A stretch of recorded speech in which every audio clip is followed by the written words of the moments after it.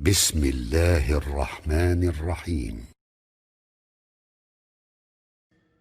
الحمد لله فاطر السماوات والأرض جاعل الملائكة رسلا أولي أجنحة مثنى وثلاث ورباع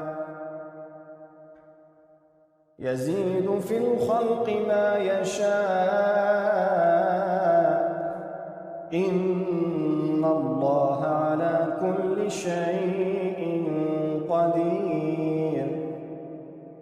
ما يفتح الله للناس من رحمة فلا ممسك لها وما يمسك فلا مرسل له من بعده وهو العزيز الحكيم. يا أيها الناس اذكروا نعمة الله عليكم هل من خالق غير الله يرزقكم من السماء والأرض لا إله إلا هو فأنى توفكون. وإن يكذبوك فقد كذبت رسل من قبلك وإلى الله ترجع الأمور. يا